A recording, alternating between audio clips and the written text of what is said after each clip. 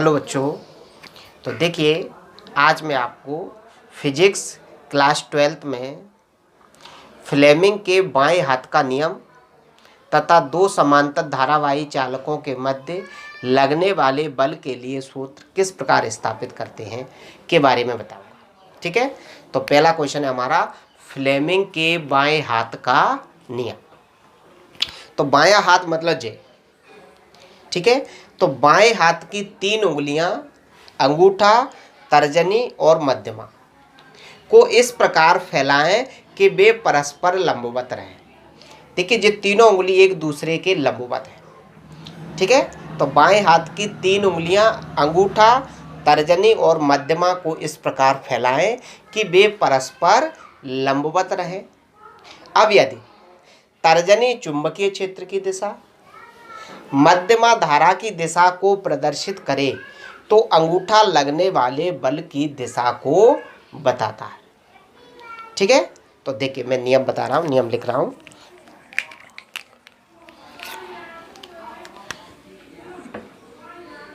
Fleming के बाएं हाथ का नियम, बाएं हाथ का नियम। ठीक है, तो बाएं हाथ की तीन उंगलियां, नियम लिख रहा हूं। बाएं हाथ की तीन उंगलियां, तीन उंगलियों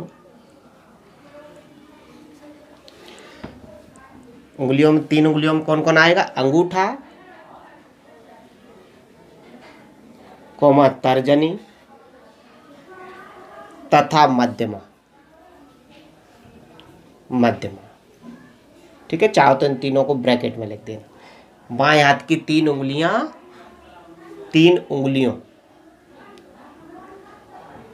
को इस प्रकार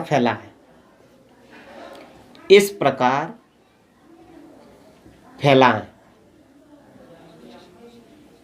कि वे परस्पर लंबवत हों। अब यदि तर्जनी चुंबकीय क्षेत्र की दिशा, मध्यमा धारा की दिशा को प्रदर्शित करे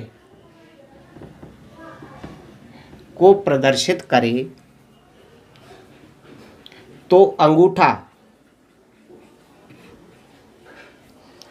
अंगूठा उस पर, मतलब चालक पर, उस पर लगने वाले बल की दिशा को बताएगा। ठीक है, तो फ्लेमिंग के बाएं हाथ का नियम क्या होता है कि बाएं हाथ की तीन उंगलियां अंगूठा, तर्जनी तथा मध्यमा को इस प्रकार फैलाएं कि वे परस्पर लंबवत हों। अब यदि तर्जनी चुंबकीय क्षेत्र की दिशा में हो, मध्यमा धारा की दिशा में हो, तो उस चालक पर लगने वाले बल की दिशा किधर होगी? अंगूठे की ओर होगी। ठीक है, तो यही हमारे फ्लेमिंग के बाएं हाथ का। अगला प्रश्न और अगला क्वेश्चन है हमारा, दो समांतर धारावाही चालकों के मध्य लगने वाले बल के लिए व्यंजक।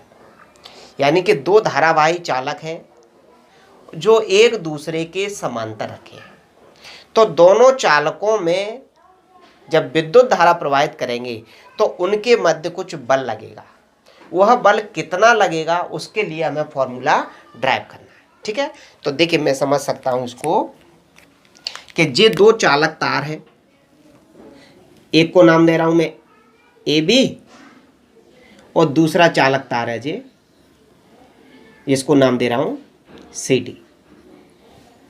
ठीक है, ये दोनों चालक तार एक दूसरे से कुछ दूरी पर रखे हैं, मैं समझता हूं वो दूरी स्मॉल d है।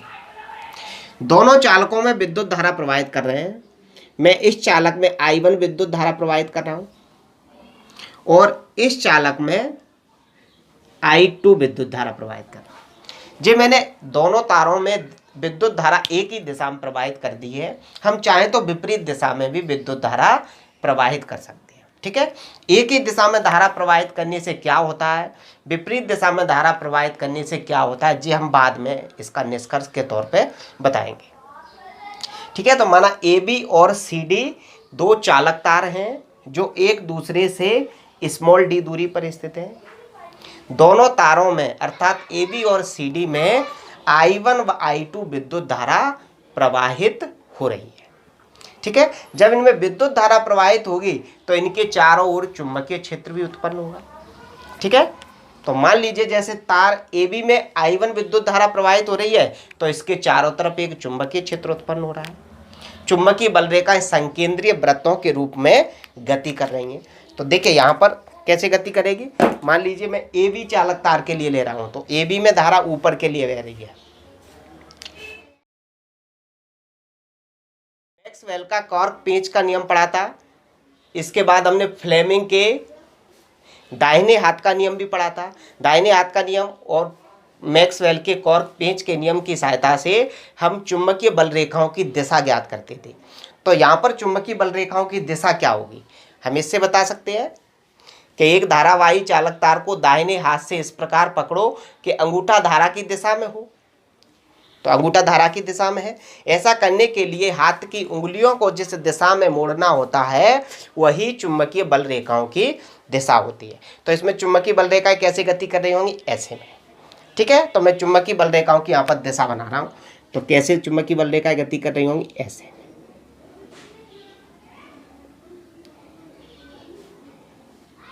उस चालक तार में भी चुंबकीय बल रेखाएं गति कर रही होंगी, लेकिन हम सिर्फ इसी में बना रहे हैं। आप समझ सकते हैं कि उसमें डायरेक्शन, ये चुंबकीय बल रेखाओं की दिशा। क्लियर, तो इसी बात को मैं लिख दे रहा हूं। माना AB और CD दो चालक तार हैं जो एक दूसरे के समांतर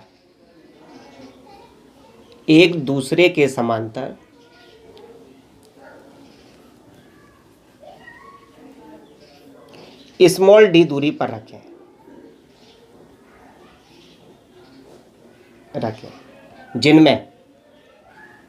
जिनमें I1 व I2 विद्युत धाराएं प्रवाहित हो रही हैं।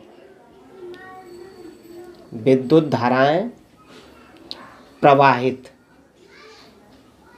हो रही है।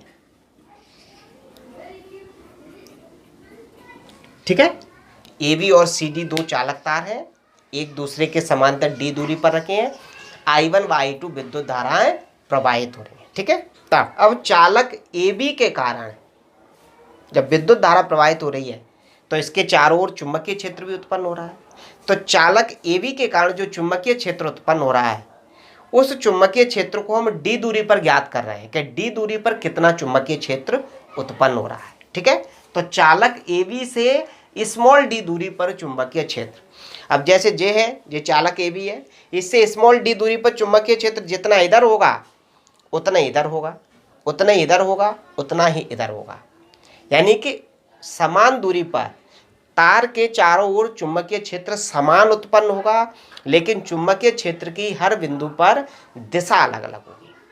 ठीक है, तो हम कहाँ पर ज्ञात कर रहे हैं, इस चालक से स्मॉल d दूरी पर चुंबकीय क्षेत्र, यानी कहीं यहाँ पर ज्ञात कर रहे हैं जहाँ पर चालक CD रखा हुआ है।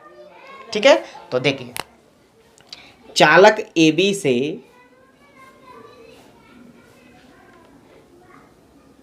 से स्मॉल d दूरी पर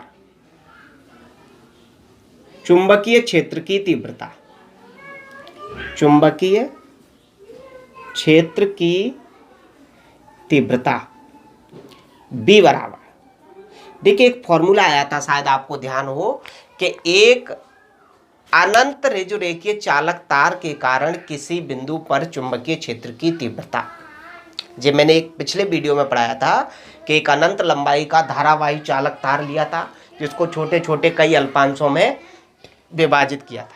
ठीक है, एक अल्पांश उसका यहाँ से शुरू हुआ था, लास्ट वाला अल्पांश यहाँ पर खत्म हुआ था। ठीक है, मैं उसकी लिंक डिस्क्रिप्शन में दे दूंगा, आप चाहो तो उसको देख सकते हैं। ठीक है, तो देखिए क्या आया था, चुंबकीय क्षेत्र की तीव्रता B बराबर μ0/4π2I/d। ठीक है, यहाँ पर विद्युत धारा कितनी प्रवाहित कर रहे हैं, I1, तो इसलिए जी I1 हो जाएगा। वहां पर भी तीव्रता d दूरी पर थी, हमने भी यहाँ पर दूरी कितनी मानी है, d मानी है, इसलिए d लें। ठीक है, तो इस चालक तार के कारण d दूरी पर, मतलब यहाँ पर कहीं जहाँ चालक CD रखा है, चुंबकीय क्षेत्र की तीव्रता कितनी होगी, इतनी। अब इस चुंबकीय क्षेत्र की दिशा क्या होगी, तो दिशा हम फ्लेमिंग के दाहिने हाथ की हथेली के नियम नंबर 1 से ज्ञात करते थे। तो दाहिने हाथ की हथेली का नियम नंबर 1 यही होता था कि दाहिने हाथ की हथेली को इस प्रकार फैलाओ कि उंगलियां अंगूठे के लंबवत हो। अब यदि अंगूठा धारा की दिशा, उंगलियां उस बिंदु की ओर संकेत करें जिस पर तीव्रता ज्ञात करनी है, तो उस बिंदु पर चुंबकीय क्षेत्र की दिशा हथेली के लंबवत बाहर की ओर होती है। तो देखिए जो नियम हम यहाँ पर फॉलो करें, अभी आप 1 सेकंड के लिए चालक CD को भूल जाइएगा। अंगूठा की तरह धारा की दिशा में, उंगलियां उस बिंदु की तरफ है जिस पर चुंबकीय क्षेत्र की तीव्रता ज्ञात करनी है, तो उस बिंदु पर चुंबकीय क्षेत्र की दिशा हथेली के लंबवत बाहर की तरफ, मतलब किधर जाएगी, बोर्ड के अंदर की तरफ। तो चुंबकीय बल रेखाएं कैसे जा रही होंगी, अंदर की तरफ। तो ये समझ लीजिएगा कि जो एक चुंबकीय क्षेत्र है जो अंदर की तरफ कार्य कर रहा है, पूरे चालक तार, ये तो मैंने एक अल्पांश के कारण निकाल रहा हूं तो वो अंदर की तरफ जा रही है, पूरे चालक तार के कारण निकालेंगे तो चुंबकीय क्षेत्र की दिशा क्या हो जाएगा, अंदर की तरफ। ठीक है, तो हम ये समझ सकते हैं कि इस चालक तार के कारण d दूरी पर जहां पर ये तार रखा हुआ है, एक चुंबकीय क्षेत्र क्रिएट हुआ है, उस चुंबकीय क्षेत्र की दिशा किधर है, अंदर के लिए, ये समझ लो। ठीक है, तो चुंबकीय क्षेत्र किसके कारण क्रिएट हुआ है, इस चालक तार के कारण, और उस चुंबकीय क्षेत्र की दिशा किधर है, यहाँ पर अंदर के लिए। क्लियर, जब इसकी दिशा अंदर को है तो चुंबकीय क्षेत्र की दिशा तो ऐसे हो गई, डी की डायरेक्शन ऐसे हो गई, चुंबकीय बल रेखा ऐसे अंदर के लिए गति कर रही है, और इसी क्षेत्र में दूसरा चालक CD रखा है, इसी चुंबकीय क्षेत्र में दूसरा चालक क्या रखा है, CD, और CD चुंबकीय क्षेत्र के कैसे रखा हुआ है, लंबवत रखा हुआ है, क्योंकि चुंबकीय क्षेत्र की दिशा हो गई अंदर के लिए, और चालक तार कैसे रखा, ऐसे। ठीक है, तो चुंबकीय क्षेत्र में चालक तार CD कैसे रखा हुआ है, लंबवत रखा हुआ है। ठीक है, अब ये पहले हम इसकी दिशा लिख रहे हैं, इसकी दिशा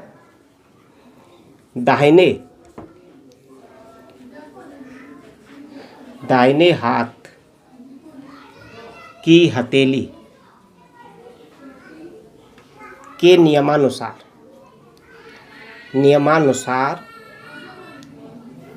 क्या होगी, कागज के तल के लंबवत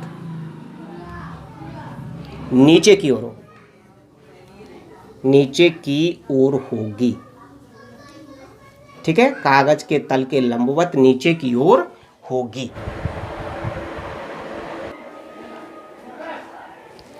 तो इसकी दिशा किधर होगी, कागज के तल के लंबवत नीचे की तरफ, मतलब ऐसे में। ठीक है, तो चुंबकीय क्षेत्र की दिशा हो गई जे अंदर के लिए। अब इसी चुंबकीय क्षेत्र में दूसरा चालक क्या है, CD रखा हुआ है, तो दूसरा चालक CD चुंबकीय क्षेत्र में लंबवत रखा हुआ है, तो दूसरा चालक CD में जो I2 विद्युत धारा प्रवाहित हो रही है, वो I2 की दिशा और चुंबकीय क्षेत्र B2 की दिशा के बीच का कोण कितना हो जाएगा, 90 डिग्री हो जाएगा, क्योंकि B2 की डायरेक्शन अंदर की तरफ हो गई, और धारा की डायरेक्शन क्या है, धारा नीचे से जा रही है तो ऊपर की तरफ जा रही है, और ऊपर से आएगी तो नीचे की तरफ जाएगी। तो धारा क्या है, चुंबकीय क्षेत्र के लंबवत प्रवाहित हो रही है, तो I2 और चुंबकीय क्षेत्र B के बीच का जो कोण है वो कितना बनेगा, 90 डिग्री। ठीक है, तो आगे लिखेंगे, इसी चुंबकीय क्षेत्र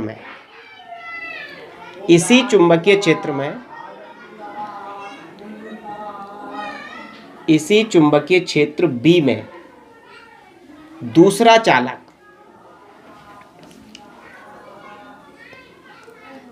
चालक CD रखा है, जिसमें कैपिटल I2 विद्युत धारा प्रवाहित हो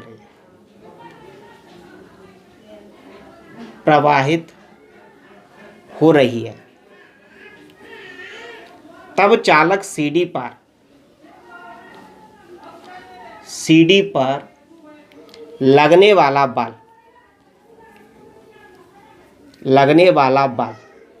अब चालक CD पर बल कहां से लगेगा? लॉरेंज बल।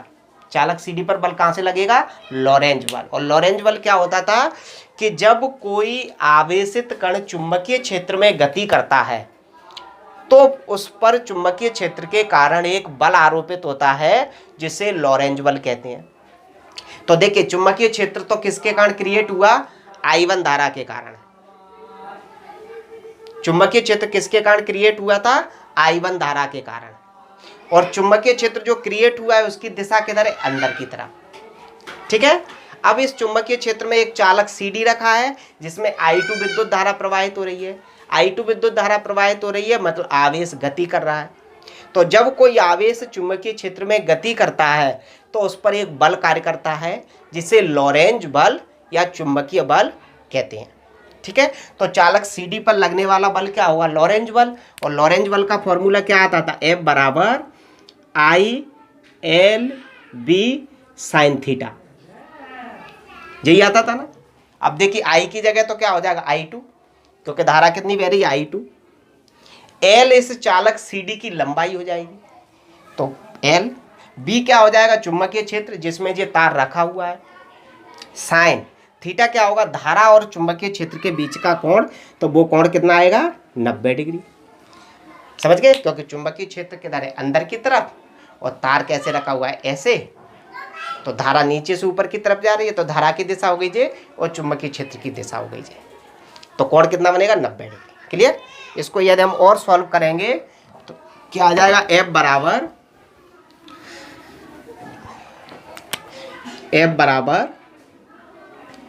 I2LB, और साइन 90 की वैल्यू होती है 1।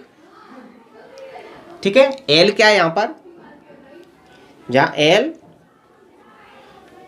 चालक CD की लंबाई है,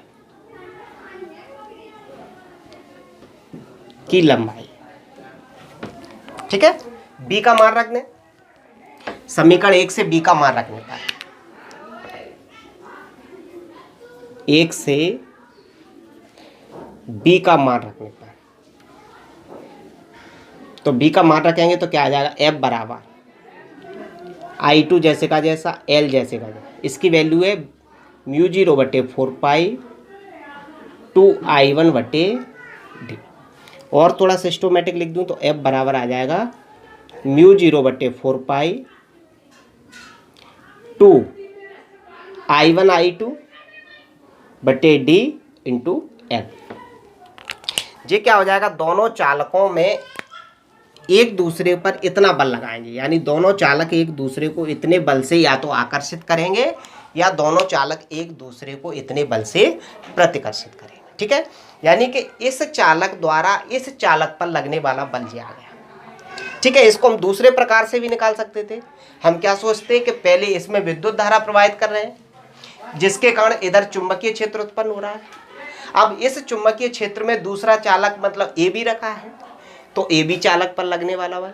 तो इसको हम उल्टे तरीके से भी कर सकते हैं, तब भी हमारा मान यही आएगा। ठीक है।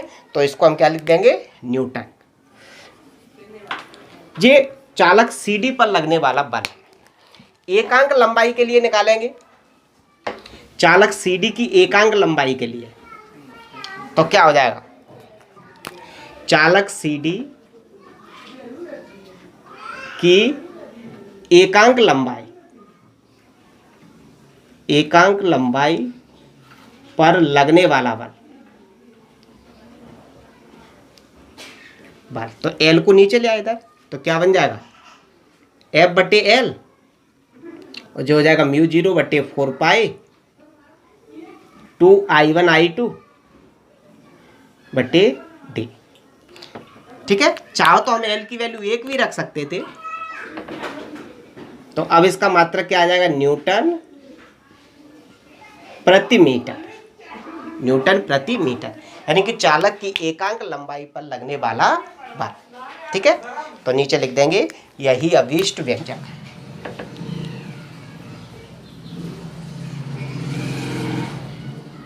यही अभीष्ट व्यंजक है।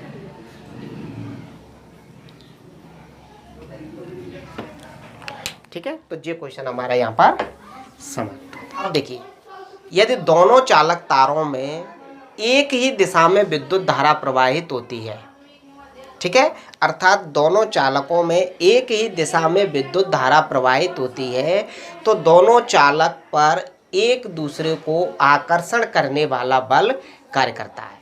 इसके विपरीत यदि दोनों चालकों में विद्युत धारा की दिशाएं विपरीत होती हैं, तो उनके मध्य प्रतिकर्षण बल कार्य करता है, अर्थात दोनों चालक एक दूसरे को प्रतिकर्षित करते हैं, दूर हटाने का प्रयास करते हैं। यहाँ पर देखिए, दोनों चालकों में एक ही दिशा में विद्युत धारा प्रवाहित की जा रही है, तो दोनों चालक एक दूसरे को अपनी ओर खींच रहे हैं, आकर्षित कर रहे हैं।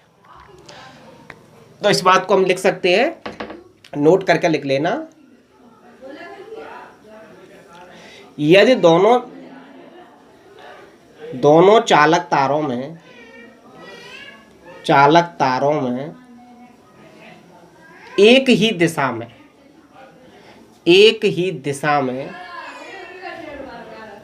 विद्युत धारा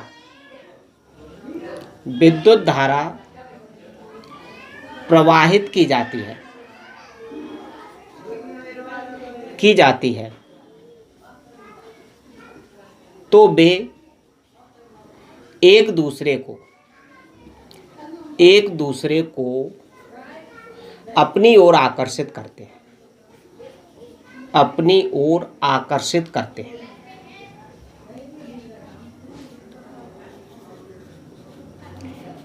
वे अपनी ओर एक दूसरे को आकर्षित करते हैं। ठीक है, दूसरा पॉइंट क्या हो जाएगा, यदि दोनों चालकों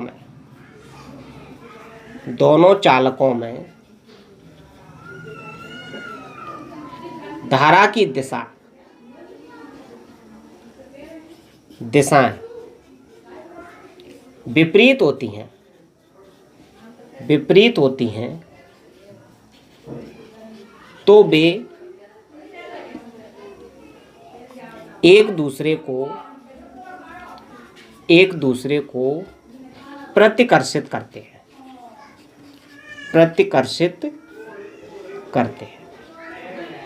ठीक है, यदि एक ही दिशा में धारा प्रवाहित की जाती है तो दोनों चालकों में आकर्षण बल कार्य करता है, और यदि विपरीत दिशा में धारा प्रवाहित की जाती है तो दोनों चालकों में प्रतिकर्षण बल कार्य करता है। अब आता है 1 एम्पियर। 1 एम्पियर विद्युत धारा क्या होती है? ठीक है,